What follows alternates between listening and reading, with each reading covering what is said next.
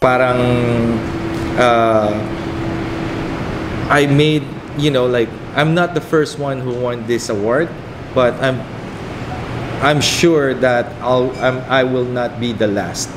And ito pa lang yung umpisa na talagang makilala ang Filipino cuisine sa buong mundo. And it is an honor for me na kumbaga isa ako sa mga naging naging parang inspirasyon para sa ibang young Filipino chefs to pursue this career. And para makilala pa tayo. Isang magandang karangalan dahil na hindi mo ina-expect na parang isang Filipino na magiging kasing level na nung mga napapanood mo sa TV, sa Food Network, but nakakatuwa lang na parang sige, magpursige pa lahat, tayong lahat. Anong meanings for you ng James Beard Award for the Filipino cuisine? What does it mean for you? So it has a huge meaning for me for winning the James Beard Award for representing Filipino cuisine. Yun nga, ngayon nakikilala na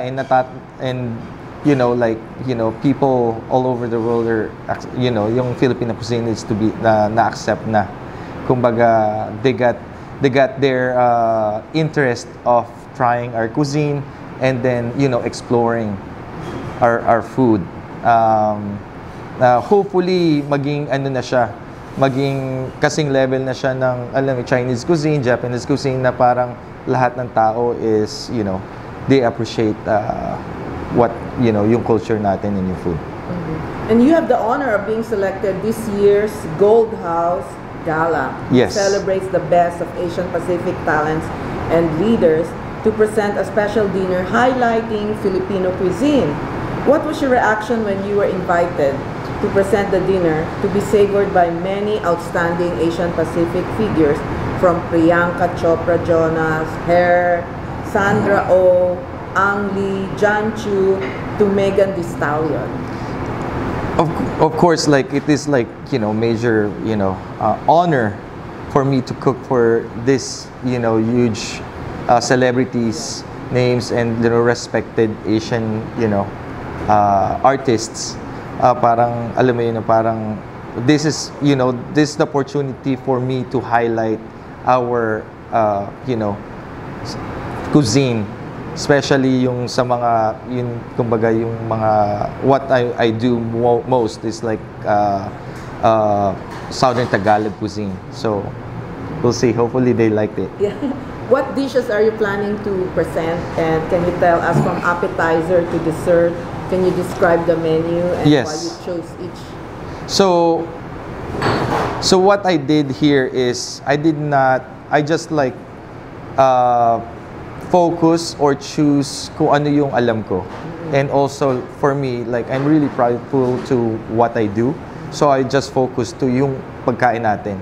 Pero I use modern techniques and use the best quality ingredients around the world. But I just want them to try and experience our food. Kung ano talaga. So my first course is I called it Ensangladang Talong. Actually, the Gold House are the one who chose this dish. Meron kasi ako dito sa menu. Right. Actually, when I was doing a tasting for them, it's not in the menu.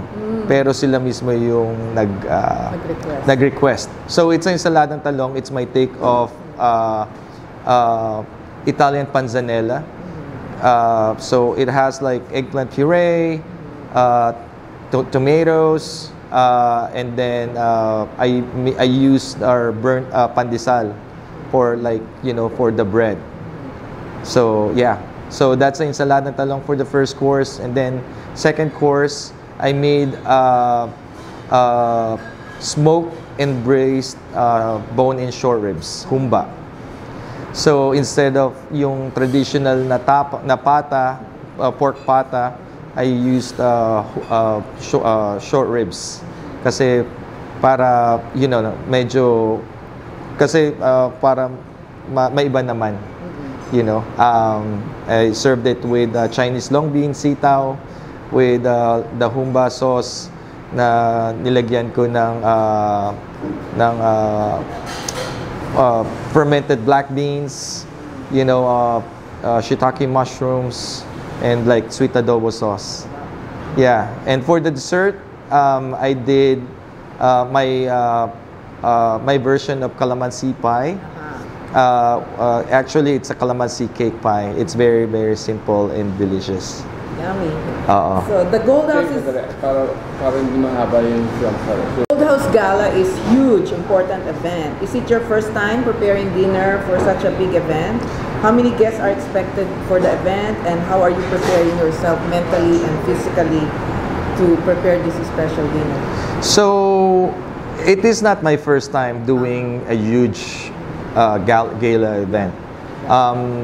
This consists of 600, like we're serving 600 people for this event, but this is not my first time. For this amount of people to serve, but this is my first time serving plated Filipino dish. Usually, I serve my Filipino dish as a family style or catering, kasi yun yung ating dun tayo kilala eh. And also, like Filipinos, when we eat, we share everything. So for me, pumayag ako this time because this is a different, you know, event. Yeah. So who among the awardees are you looking forward to meeting? To tell you honestly, I'm not focusing on the artist by itself. I'm just focusing more of like the execution of the food. Kasi like I said, it is an honor to cook for them, but it's also like I want to make sure that I give the best representation of our food. So that's I focused more. I don't really pay attention to who's gonna come, the awardees and things like that. Obviously shaking their hand, saying hi to them, you know, it's gonna be great. But as of right now, I'm just focused more about how I'm gonna, you know, like represent the food well. Yeah. So what does being selected as the chef of the gala mean to you, being an immigrant? It means a lot. Especially, you know, like cooking for these big personas, celebrities, and like I said, I opened this restaurant, this Filipino food, with a passion. It's just like, it's not because, you know, obviously I want to live in America, I want to, you know, like showcase our culture, but I want to show the world that there's a Filipino cuisine, existing Filipino cuisine that is different than other cuisines. Yeah. So talking about that, can you describe your cuisine? How different is it from the other cuisines? Like my cuisine is the Filipino cuisine, but focusing in regional Southern Tagalog cuisine, because I want to show for non-Filipinos or Americans that different regions in the Philippines like have their own specialties, and for them to explore and for them to try and enjoy and appreciate. Yeah. So you grew up and was born in Lucena. Yes. So how did that experience in the province influence you into the person that you are today? You know, coming from, you know, a small town like Lucena City, Quezon Province, it means a lot, because, you know, like, you know, coming from the Philippines, coming to like a big country like America, and, you know, living in California or New York, it's like a big, you know, culture shock. But I'm just like really proud of who I am. I'm really proud of, you know, being Filipino and being, you know, coming from the Philippines in a small province. And I just want to represent, you know, I just want to showcase my food. And that's how I am proud, you know, to be who I am as a Filipino. What was your first... Okay. So, who was your first mentor in the kitchen? Can you remember what dishes that you liked when you were a child?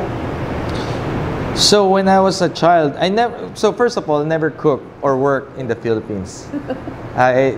Maraming, I've been telling that to my stories and mga interviews. So my major influence in the Philippines, like especially at home, is my dad.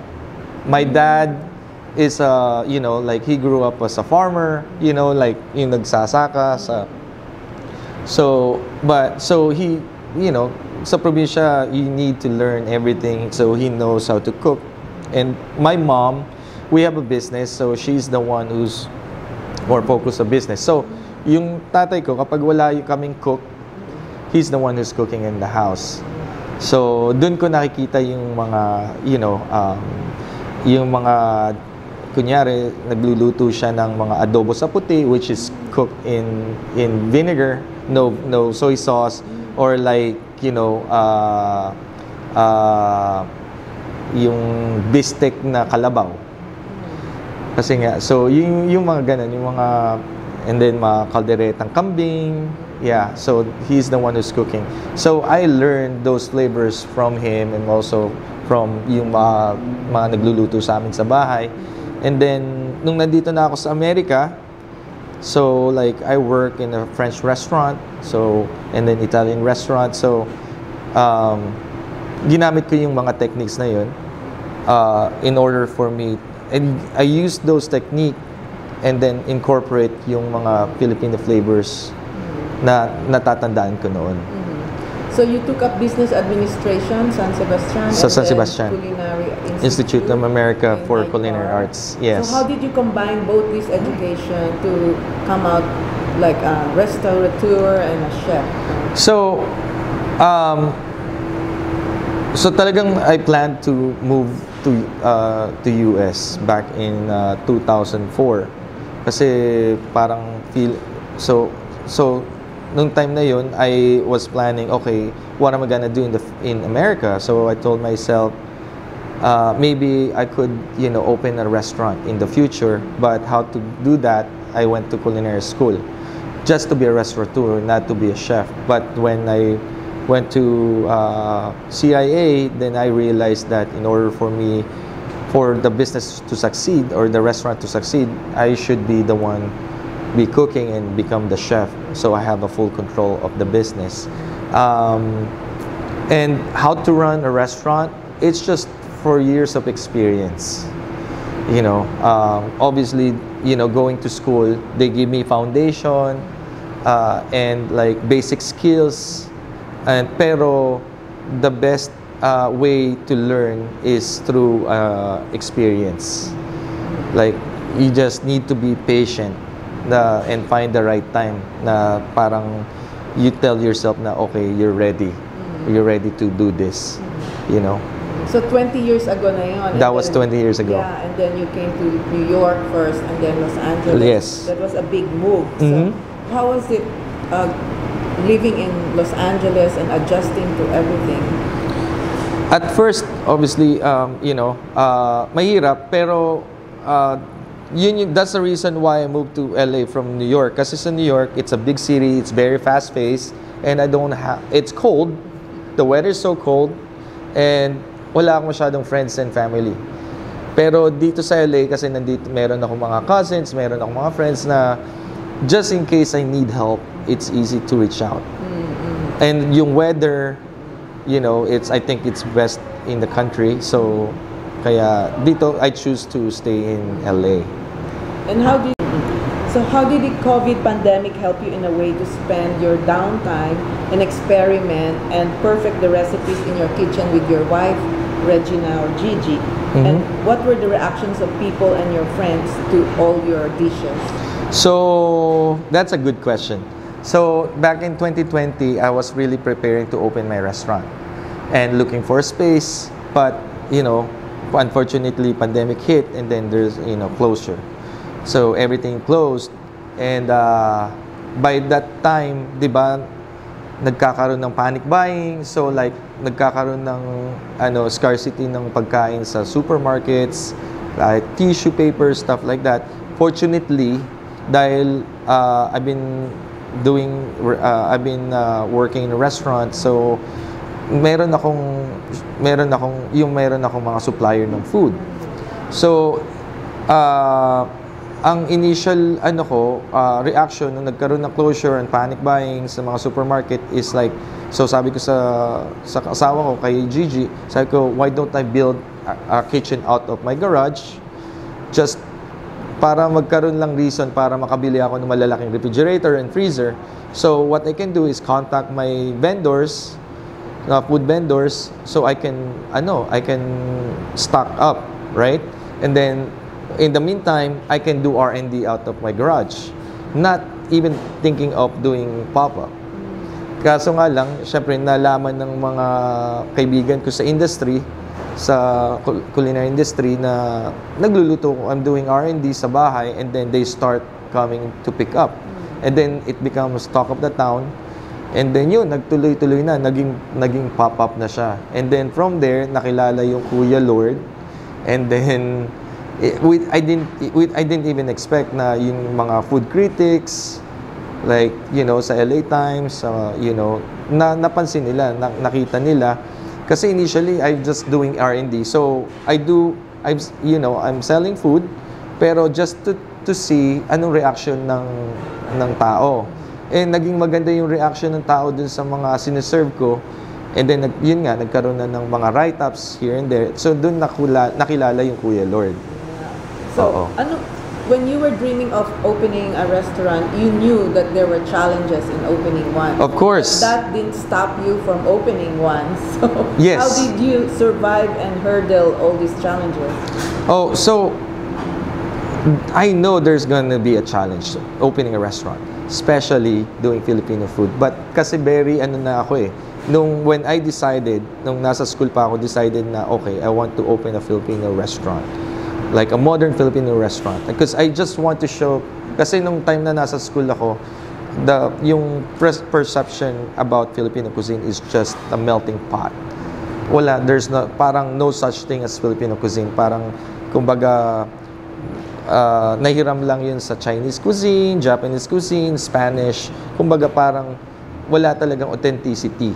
So for me, parang yung pride ko I got hurt.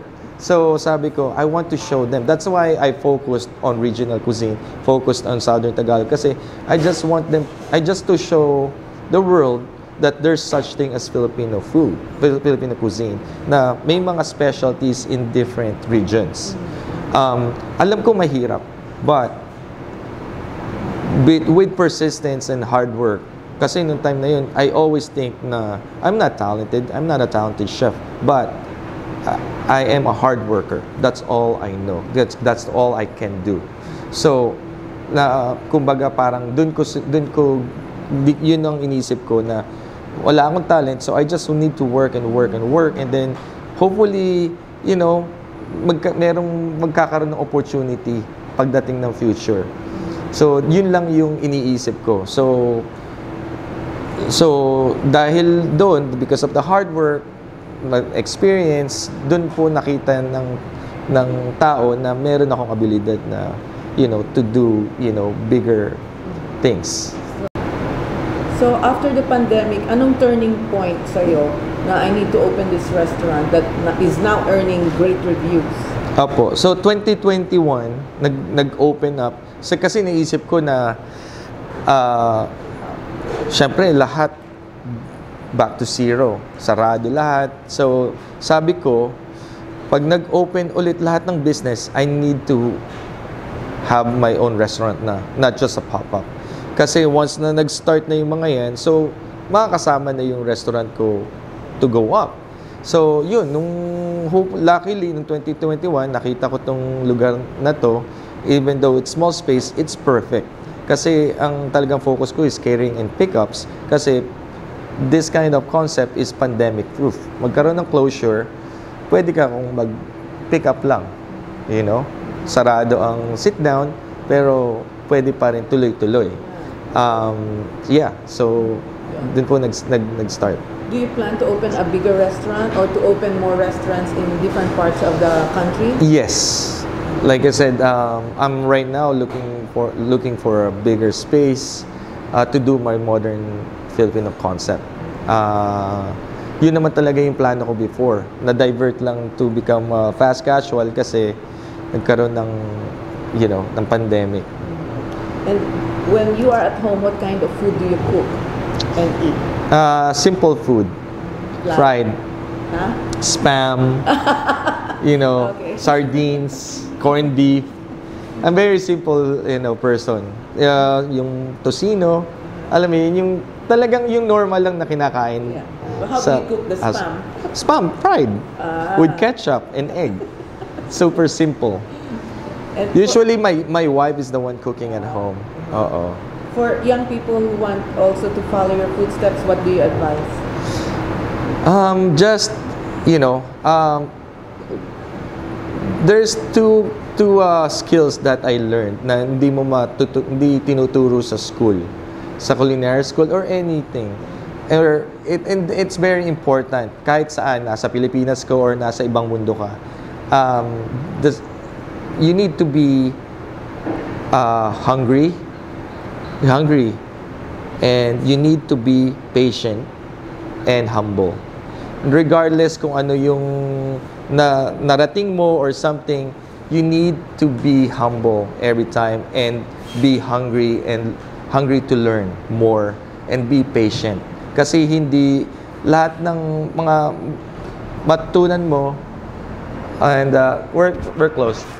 Yeah, we're open at 5. Yeah, thanks. Can you close? Yeah. So sorry. Okay. May cut. So hindi lahat ng gusto mo makukuha mo at that time. It takes time. That's the reason why you need to be patient.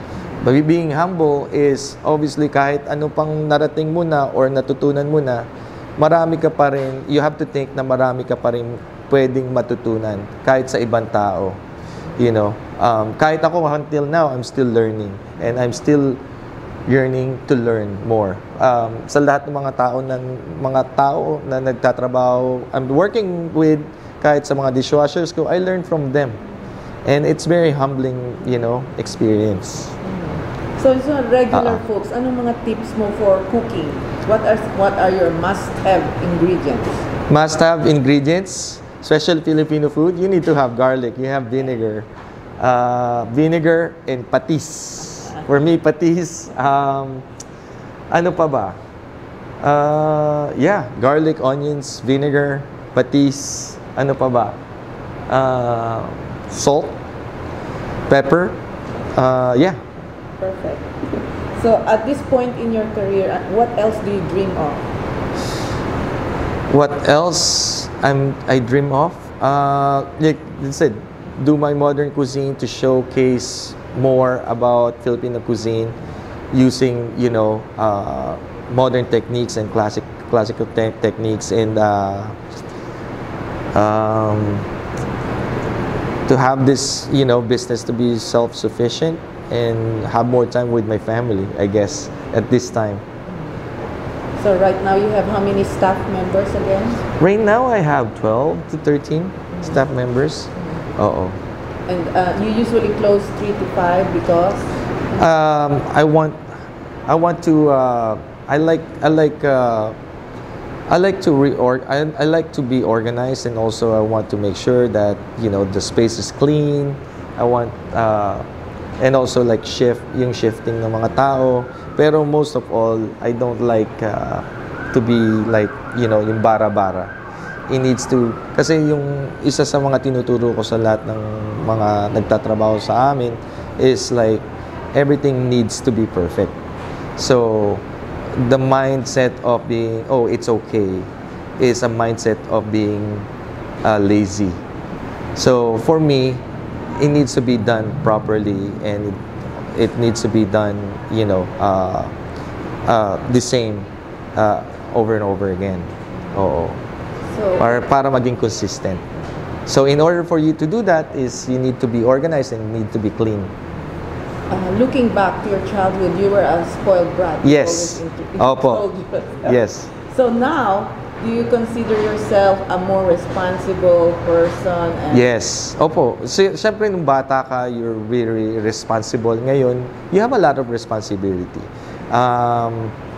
Obvious kasi makikita mo yung from nagsimula ako dito sa Amerika and then now, meron akong restaurant.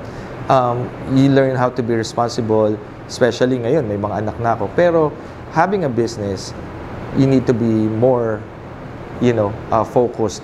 Especially kasi meron kang responsibility not only to pay your bills, pay your rent, you have a responsibility kasi may mga tao na ako na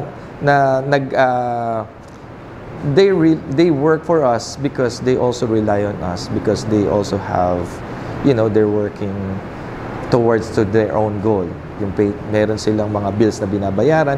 So, we need to make sure that every the 15th or end of the month, they have paychecks.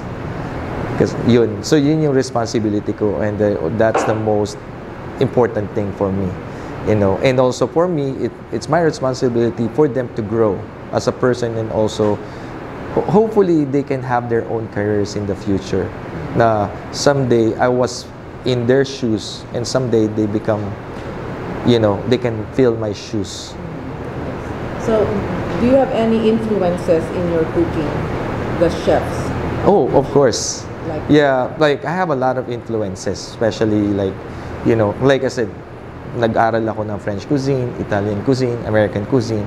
Kasi in order for me also to showcase para kumbaga matangkilik ng mga Amerikano, it needs to look, yung food natin to look na parang normal lang yung kinakain nila. Pero pag once they tried it, it's Filipino food.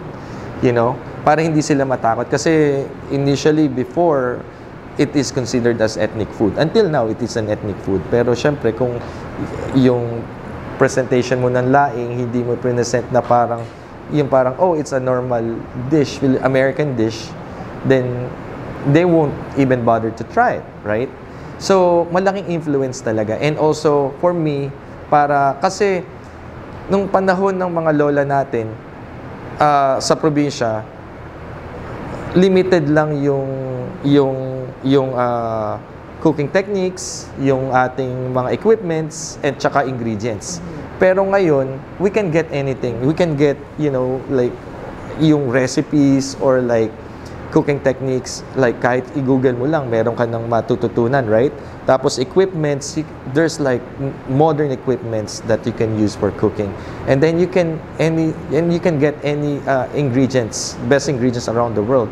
So, why don't you utilize that and just like put that to your adobo, sinigang, and elevate it, but still yung essence of Filipinos food, or like yung traditional or authenticity nandun pa rin. Thank you very much, and congratulations.